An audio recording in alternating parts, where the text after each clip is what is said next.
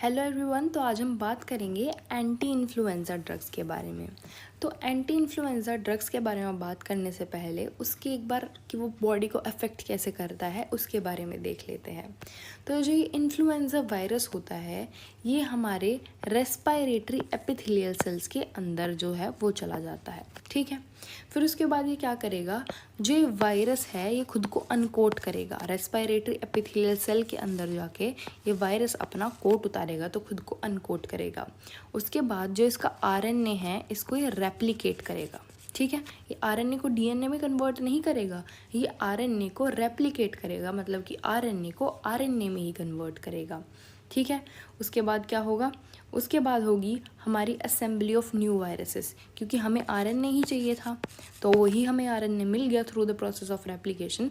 तो नए नए वायरस बनेंगे, ठीक है। अब बहुत सारे नए नए वायरस बनेंगे। उसके बाद क्या होगा, ये वायरस जो होंगे ये हमारी एपिथेलियल सेल्स से चिपके रहेंगे, ठीक है। तो हम क्या करेंगे, उसे एपिथेलियल सेल से डिटैच करना है जिससे कि हमारी वो पूरी बॉडी में फैल सके। तो ये हो जाएगा release of virus from the infected cell. तो ठीक है, एक बार दोबारा बताती हूँ।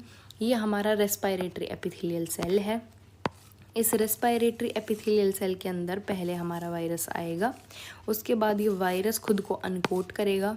अनकोट करने के बाद रेस्पायरेटरी एपिथेलियल सेल के अंदर हमारा इसका आरएनए रिलीज होगा।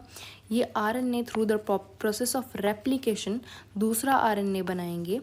ये आरएनए की असेंबली होगी। असेंबली होके ये यहाँ पे सेल के ऊपर चिपक जाएंगे। उसके बाद कुछ एंजाइम से की हेल्प से ये सारे के सारे क्या हो जाएंगे, डिसइंटीग्रेट हो जाएंगे, मतलब पूरी की पूरी बॉडी में फैल जाएंगे, रिलीज हो जाएंगे। So virus enters the respiratory epithelial cell, uncoating of the virus occurs, then viral RNA replication happens, then assembly of the new virions happens, and then release of virus from the infected cells takes place. तो अगर हमें anti influenza drug पढ़ने हैं तो हमें 3 category of drug पढ़नी पड़ेगी। तो देख लेते हैं वो कैटेगरी कौन कौन सी है। तो सबसे पहले हम क्या करेंगे कि वायरस अंदर तो आ गया लेकिन उसकी अनकोटिंग नहीं हो पाई, उसका जो कोट था वो उतर नहीं पाया, जिसकी वजह से हमारा आरएनए जो हमारे epithelial cells of respiratory system है उसमें फ्री रिलीज नहीं हो पाए। तो पहला तो ये हो गया। दूसरा क्या हुआ कि जो आरएनए डिपेंडेंट आरएनए पॉलीमरेज था, मतलब कि जो एक आरएनए से बहुत सारे आरएनए बन रहे थे, वो वाला एंजाइम जो है हमने उसको इनहिबिट कर दिया, मतलब पॉलीमरेज एंजाइम जो है हमने उसको इनहिबिट कर दिया। तीसरा क्या होगा कि जो हमारे रेस्पायरेटरी एपिथेलियल सेल के साथ जो ये वायरस चिपके हुए थे, हमने उनका एंजाइम इनहिबिट कर दिया, वो वाला जो कि इसको डिटैच करने में हेल्प कराते थे। इसका मतलब हमने वायरस का स्प्रेड जो है वो रोक दिया। तो ये 3 कैटेगरी होती थी जो हमने रोकी। एक तो अनकोटिंग हमने रोक दी, एक आरएनए डिपेंडेंट आरएनए पॉलीमरेज हमने रोक दिया जिससे की वजह से रेप्लिकेशन ऑफ आरएनए नहीं हो पाया, और तीसरा हमने क्या रोक दिया, हमने स्प्रेड रोक दिया जिसकी वजह से जो हमारा वायरस था वो डिटैच नहीं हो पाया हमारी रेस्पायरेटरी एपिथेलियल सेल से। So let's talk about the drugs. तो पहली कैटेगरी आती है अनकोटिंग इनहिबिटर्स की, दूसरी कैटेगरी आती है हमारी पॉलीमरेज इनहिबिटर की जो आरएनए डिपेंडेंट आरएनए पॉलीमरेज को इनहिबिट करते हैं, और तीसरी कैटेगरी आती है हमारी न्यूरामिनिडेज इनहिबिटर की जो कि हमारे रेस्पायरेटरी एपिथेलियल सेल से जो वायरस होता है उसको डिटैच नहीं होने देते। तो सबसे पहले हम बात करते हैं अनकोटिंग इनहिबिटर की। अनकोट करना मतलब कि अनकोट करना मतलब कि कपड़े उतरते हुए देखना। तो हमारा जो एक लड़का है अमन, उस अमन के ना दिमाग में थोड़ी सी खराबी है। उस अमन के दिमाग में थोड़ी सी खराबी है तो वो क्या करता है, अपनी क्लास के जितने भी ए नाम के लड़के होते हैं उनको कपड़े उतारते हुए देखता है, ठीक है। बी नाम के लड़कों तक नहीं जा पाता, वो सिर्फ ए नाम के जो शुरू का रोल नंबर होता है, क्योंकि इसका भी स्टार्टिंग का रोल नंबर है, तो उन सबको ये कपड़े उतारते हुए देखता है क्योंकि इसका भी स्टार्टिंग का रोल नंबर है, उनका भी। तो जितने भी ए नाम के लड़के होते हैं बी नाम के लड़कों को नहीं देख पाता, उनको ये कपड़े उतारते हुए देखता है क्योंकि इसका दिमाग खराब है। और अमन ने ये काम अपने भाई रमन को भी सिखा दिया, ठीक है। तो ये ताड़ते हैं आराम से उन लड़कों को। तो अमन क्या करता है, अमन भी ताड़ता है, तो अमन टाडीन, और रमन जो है वो भी ताड़ता है तो हो जाएगा रिमेंटाडीन। ठीक है, क्योंकि अमन के दिमाग में खराबी है तो जो एमेंटाडीन है it can cause CNS adverse effect, क्योंकि जो एमेंटाडीन है it can reach the brain. ठीक है, तो amantadine can cause serious adverse effect, क्योंकि अमन का दिमाग खराब था। ठीक है, तो आजकल तो ये रेयरली ही यूज़ होते हैं जो हमारे एमेंटाडीन और रिमेंटाडीन है, but we have to study this. अब जो अनकोटिंग होती है it happens with the help of M2 channels. तो हमारे जो एमेंटाडीन और रिमेंटाडीन है ये मैन इसलिए आ रहा है क्योंकि M2 चैनल्स जो होता है ये इनको इनहिबिट करेंगे। M2 चैनल्स इनहिबिट हो जाएंगे तो हमारी अनकोटिंग जो है वो नहीं हो पाएगी। सो मैकेनिज्म ऑफ एक्शन क्या होता है एमेंटाडीन और रिमेंटाडीन का कि इट ब्लॉक्स M2 चैनल। अब अमन जो है वो A नाम के लड़कों को ही देखता था अनकोट करते हुए, B नाम के लड़कों को नहीं देख पाता था। So amantadine and rimantadine are not effective against influenza B, क्योंकि B के पास M2 चैनल होता ही नहीं है, ये सिर्फ इन्फ्लुएंजा A के अगेंस्ट ही इफेक्टिव है। तो ये ऐसे हो गया हमारा अनकोटिंग इनहिबिटर्स पूरा। अब हम आता है न्यूरामिनिडेज इनहिबिटर पे। न्यूरामिनिडेज इनहिबिटर कैसे काम करते हैं कि जो हमारी एपिथेलियल सेल होती है उनके पास क्या होता है, ये वायरस पार्टिकल्स होते हैं जो कि इनके साथ बाइंड रहते हैं विद द हेल्प ऑफ हीमैग्लूटिनिन। ये हीमैग्लूटिनिन एक स्ट्रिकी प्रोटीन होता है जिसकी हेल्प से ये हमारा नया वायरस जो होता है ये रेस्पिरेटरी एपिथेलियल के साथ ग्लूड रहता है।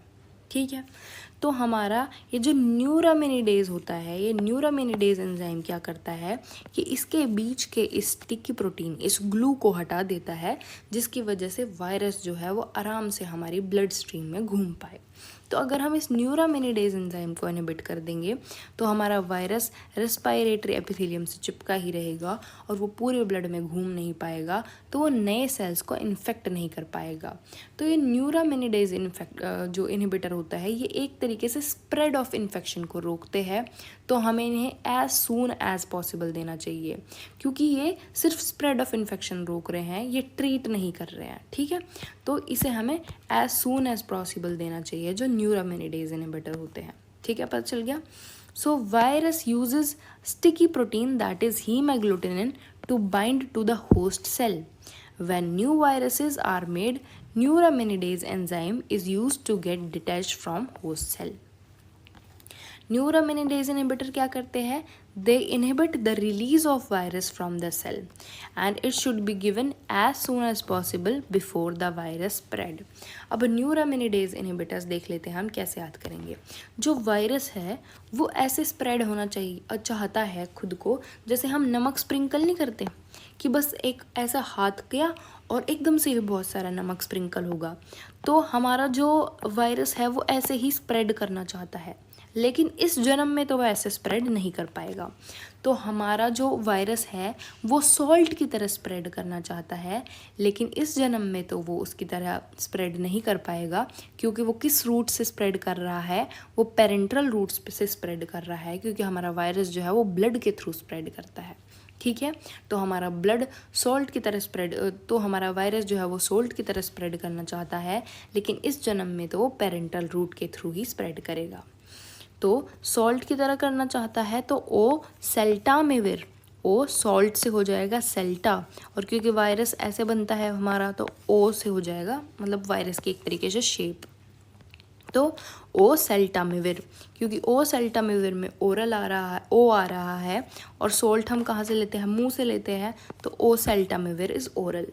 फिर इस जन्म में तो जेनामिविर, तो जन्म से हो गया जेनामिविर, और पेरेंट्रल रूट के थ्रू जाएगा तो हो गया पेरेंट्रल से हो गया पेरामिविर, और ये पेरेंट्रल रूट के थ्रू हम देते हैं। तो ओ सेल्टामिविर हो गया ओरल रूट से, पेरामिविर हो गया पेरेंट्रल रूट से, तो हमारा बचा जेनामिविर जो हम देते हैं इनहेलेशनल रूट से। ठीक है, तो ओ से ओरल, पी से पेरेंट्रल, जिसका कुछ नहीं बचा उसका बचा है हमारा इनहेलेशनल रूट।